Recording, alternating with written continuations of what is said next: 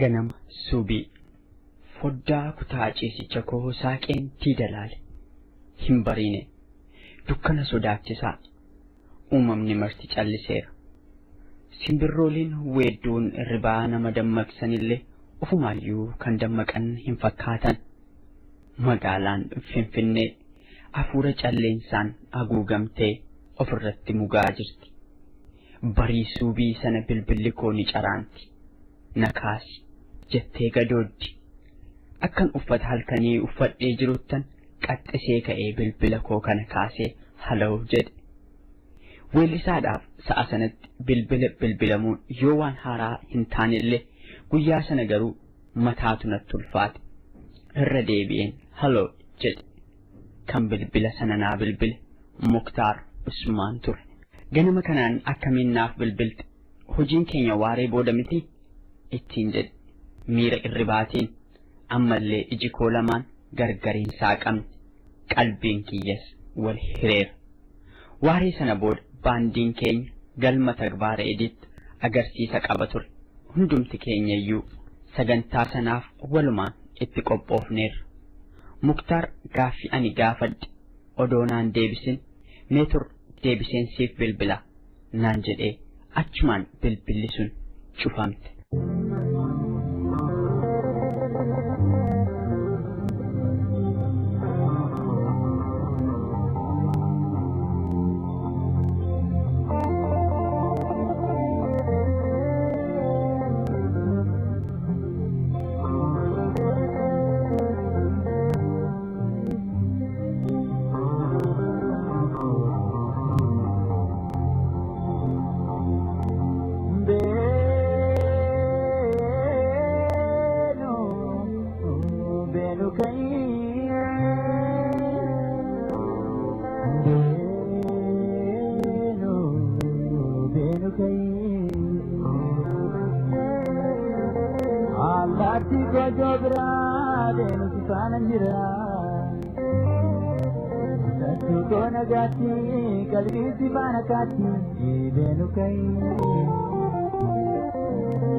silaa waa'een Oromoo manaa ba'uu keenya malee deebinee galuun keenya hin beekamu maaltu dhalate laata jedhee otoon dukkana sana waliin guungumu bilbilli koo xiqqoo turtee deebitee caraante garuu hin kaasne gurri koo maqaa Oromoo ajjeefamee maqaa Oromoo ukkaamamee maqaa Oromoo hidhameef maqaa Oromoo baqa godaanee roorroo artiistotaa dhaga'u kan nuffite natti fakkaata haa ta'u malee nama waliin hojjetan waliin oolan waliin bulan waliin kaayyoo tokko jalatti hiriiran liphii ijaa gidduutti dhabuun immoo eenyumaaniyyuu onnee madeessa do'ii ta'een booda kanan dhaga'e mee akka kanattan ibsuu yaala kan bira turaniif kan ollaan dhaga'an naannoonni kireeffatee galu Shiroo Meedaa balbala mana isaa dura waca namootaatu dhaga'ama ni guungumu ni hasaasu takkas sagalee ol fudhatanii takkas sagalee gadi qabanii haasa'u halkan suubii sanaan balballi mananni kireeffatee galuu daddabalamee rurrukutame ifatee galee waan tureef irrinni isa fudhateera booda yoo rukuttaan mana isaa hammaatu miira irribaatiin utaalee ka'ee eenyu jedhee gaafate hojiidhaaf si barbaannee turre ittiin jedhan sa'a kamittuu hojiif barbaadamuun weellisaadhaa haaraa miti innis waan shakke tokkollee hin turre odoo waa hin turin sagaleen dho'insaa dhaga'ame sagalee meeshaa waraanaa jarreen bariisuu biisanaan balbala isa bansiisan odoo inni irribasaa hin fixatin gara irriba biraatti isa dabarsan eebbisaa addunyaa gooti mataan daabee battala sana gidduutti jireenyaa gara du'aatti godaane. Baddaa gargariiti beenu gaddaa muriiti gaddar dullee diradhoo bakkariyaa qubadhoo beenu kayii.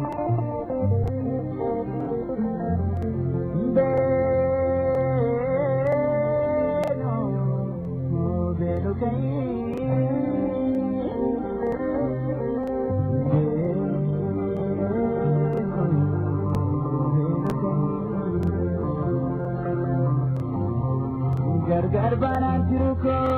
kabbana ejirunko lekena timar waya kote allaya abenu kai kan ko jirunku banna ke gubamo kabbana dute atu zamana nagatika wallabna abenu kai akka lakkoofsa sa'aatii biyyattiitti bari'uuf sa'a 4 daqiiqaa 10 ture. Bilbiloota natti bilbilamaa turan keessaa inni tokko yoo waan ta'e kana natti himu gogeen hafe. Bilbila fuudheen deebisee gara Muktaar Usmaanitti bilbile. Bilbila hedduutu naaf bilbilamaatti jira Muktaar. Waan kun maalin jedheen Muktaariin gaafadhe. Qaamnis arrabnis kan narommaatti jiru natti fakkaata. Ergan bilbilee boodan irribaa si kaasee sinaasisuu hin barbaanne malee battaluman dhageessanattan siif bilbileem geetu naan jedhe. Otoon siran hundumti keenya hospitaala Minilikitti wal argine. Isaan hidhattoonni wayyaanee eebbisaa galaafatan ajjeesanii dhiisanii deeman otoo hin taane reeffa isaa fuudhanii baasanii gatan. Kan reeffa du'ee ciisu arge ambulaansii bilbileessu waan namoota biroo turan. Hospitaala Minilik yoo geenyu reeffa hedduutu kutaa reeffaa keessaa lafa ciciisa. Namtichi hirreensaa amma gudeelchaa ga'u balbala banee ol nu galche. Kanneen balaa konkolaataatiin du'an, kanneen gara laafina malee ilma namaan ajjeesaman, kanneen jireenyi itti ulfaannaan ofiin of galaafatan. Reeffa hedduutu lafa diilalla barandaa kophee namaa keessa darbe qaama dhanna namaa horfu sanar tarree nammanii haguugamanii ciciisanii jiru. Kanneen keessaa inni kan keessanii sagam nuun jedhe namtichi mana reeffaa. Isaan keessaatii eebbisaa addunyaa nu osoo hin taane namni guyyaa tokko waltajjii irratti daabeesaa arge ija dunuunfatee addaan baasuun ibdee ittiin ta'u. Baddaa gargariiti deemu qaxxaamuriiti dadhabdullee tiradhoo bakka yaa qubadhoo deemu kayii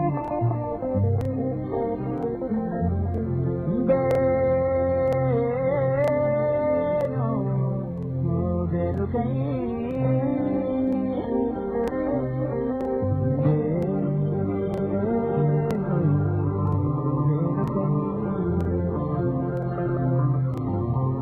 gargar banaan jiru koo kabbanaa'ee jiru koo lekeenatti maal wayyaa koota allayyaa adeemu kayii kan koo jiru gubannaa kee gubamoo kabbanaa duutee aftuu zammanaa nagaatti kaa wallabnaa adeemu kayii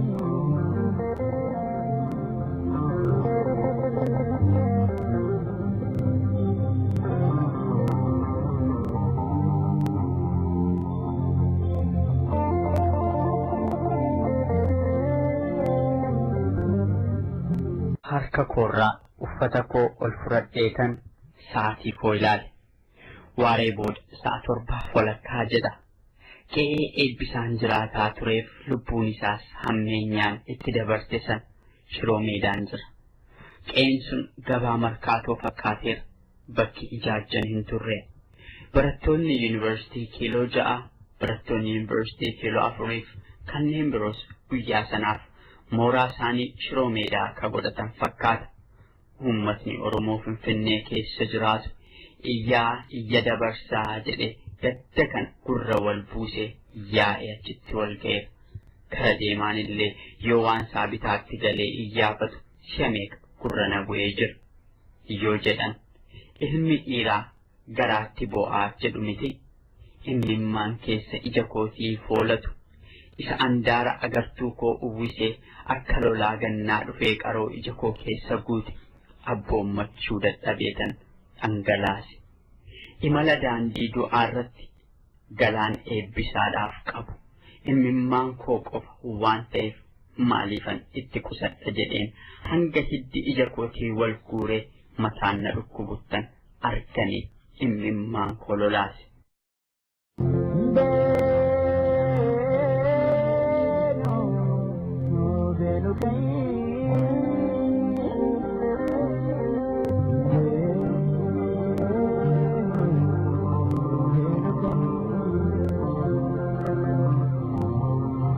Garbana jiruko kapanae jiruko Lekena timarwaya kode alaya adenu kai Kanto jiruko bana ke gubamo kapana Duke asu zamana nagatika wallabna adenu kai Guyyaa san ana qofaanatti fakkaatee ture. Edaa kan kufee lafa gangalatu, kan abootteen keenya manaa tumatu, kan boo ija lamaan hirqinfatee harqeeman karaatu. Dhiira meeqatu ture. Eebbisaa addunyaaf sunuutti xiqqaata. Jabaadhu ilmoon dhiiraa akkanittiin boo'u. Garaatti kulkulfata malee. Kun immoo booreedha naan jedhan namni tokko. Gama bitaa kootiin gatiittii koo raasanii dhuguma booreedha. Osoo imimmaan riqicha taanaan eebbisaa deebisee imimmaan uummata Oromoo guyyaa sana dhangala'e Oromoota hanga arraatti lubbuun dhibaman mara kan deebisu ture. Garuu imimmaan waan falan taaneef otoo onneen na keessaa dhidhiittatu otoo booreen wixxifatuun miira koo obsaan adabadheen karoora sattaanuuf yaaduu qabe.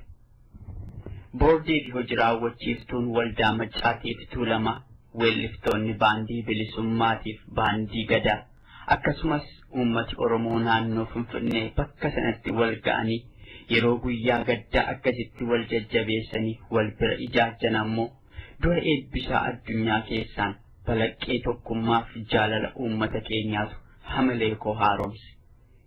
Sagantaa inni ittaan reeffa obboleessa hiriyaa keenyaaf saahiba qabsoo bilisummaa Oromoo eebbisaa addunyaa gara biyya dhaloota isaatiitti geggeessuu ture. Qabsa'aan ni kufa, qabsoon itti fufa jennee nutis sanaan booda gara sagantaa addaa isa tagbaareettiitti isaan ija dhabeeyyii qopheessan irratti argamuutu nurratti ture. Hojiin weellisaa Oromoo silas hojii qabsoorra maal caale? Kan ajjeesamnus, kan hiraarsamnus, kan hidhamnus, kan biyyaa godaannus kanumaaf mitiire nuti soo qabsoorra jirra. Qabsoof duunas. Dur yoo qopheessin weelluu wal make qopheessina ture. Guyyaa sana garuu weellistoonni hundinuu kan irratti walii gale weelluu qabsoo qofa ture. Biyyeen itti salphatu malee wayita sanatti kiyyaa suuraa beeksisaa baandii gadaa ture. Sagantaa isaan ija dhabeeyyii argamne sanarratti yoo beeksisu imimmaantu maddii bitaaf mirgaarra dhangala'aa dubbata. Kanto jiruko bana ke gubamo kapana Duke asu zamana nagatika wallabna adenu kai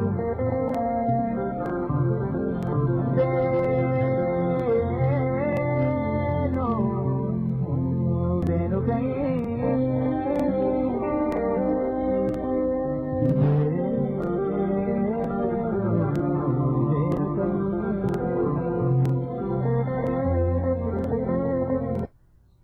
Murtaa'een dura reeffa eebbisaa addunyaa geggeessinee waan gamanatti deebineef namnu keessatti hirqinfatee boo'aa ture. Sagantaan sun ammoo kan kottaa wal geenye haa boonyuu jennee fakkaata. Boo'ichi gadda wawwaannaaf booree meeshaa muuziqaatiin qindaa'e. Jechi kiyyaa guyyaa sana kan onneef kan booree ture. Inni eebbisaa mudate. Sa'a kamittuu hunda keenya mudachuu mala. Haa ta'u malee baqa yookaan sodaa du'aa boodatti hin jennu. Akka Oromoo tokkotti wareegama barbaachisu kaffaluuf yoomuu boodatti hin deebi'u jechuudhaan guyyaa sana weellistoota Oromoo qabsaa'ota sagalee isaanii rarraafatanii akka meeshaatti dhimma itti ba'an ta'u otoo bo'uu ibse. Eebbisaan du'e torban 3 darbeera. Haa ta'u malee yaadannoo inni nu keessatti dhiisee darbe ka torban 3 gidduutti badu otoo hin taane hokkayyuu nu keessaa hin badu. Sagantaan waldaa Maccaatiif Tuulamaa kan ji'aa eebbisaan du'e torban 3ffaa irratti mana barumsaa Tagbareediitti qophaa'e. Qalbii fi yaada gargar tamsa'een dirree kubbaa harkaa mooraa mana barumsichaa keessatti argamu keessattan meeshaa muuziqaa qindeeffataan ture. Dubartii bareedoo naatoon bifa isaanii namatti tolu. Gurbaa eebbisaa addunyaa fakkaatu tokko harka qabatanii yoo achi as deemaa natti dhufan onneen kiyyana dhikkifatu eegalu. Sababaa yaadi eebbisaa keessa koo jiruuf gurbaan xiqqoon kun eebbisaa natti fakkaate moo firooma qaba laata jedhee otoon keessa kiyya tukkaanfadhee gungumu ana bira ga'an. Yoo nagaa na gaafatan anillee akkuma Oromoo tokkotti akkanatti bitaacha'u ta'een nagaa naa dhiyaateef deebii quubsaa kenna. Booda garuu jechi afaan dubartii sanaa keessaa ba'e akka bakakkaa bakkan jirutti gogsee na hambisuu ga'e. Gurra koo keessaa daddabalee na iyye. Ofiin shakki. Dhala koo ani harmee eebbisaati.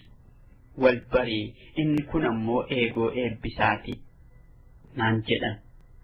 Ilma isaanii sana waliinis wal na barsiisan. Dhaamsan qaba dhala koo. Dhaamsa uummata kana biraan ga'uu barbaadu tokkoon qaba naan jedhan. Harmeen eebbisaa oliif gadi kaannee waltajjii mijeessinee gara waltajjii sanaatti isaan afeerre. Gootummaan eebbisaa harmee isaa keessaallee akka balaqqeetti calaqqisa ture.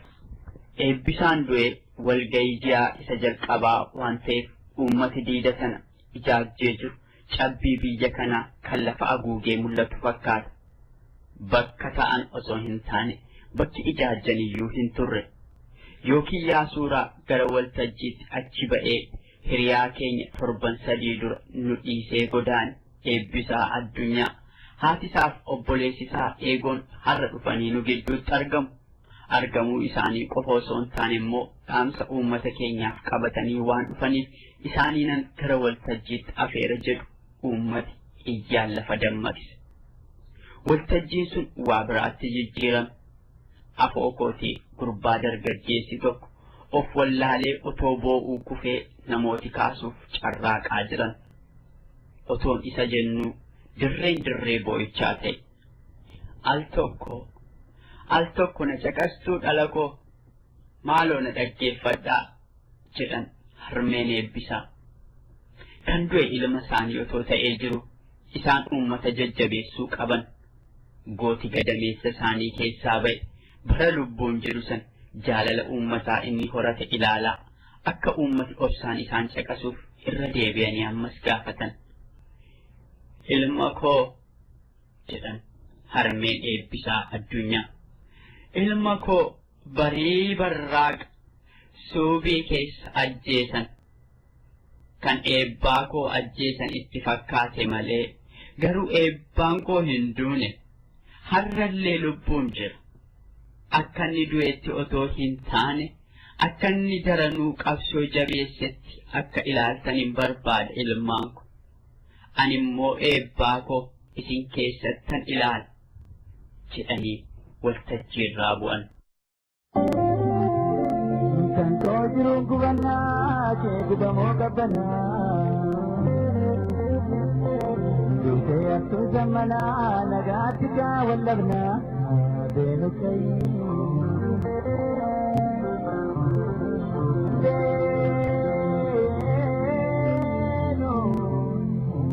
Deemu kayii.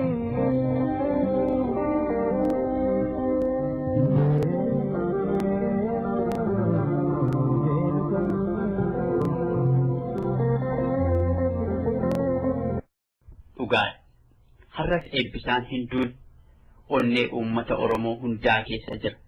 Kanaaf har'as maqaa eebbisaa kaasna. Kanaaf waa'ee isaa odeessina.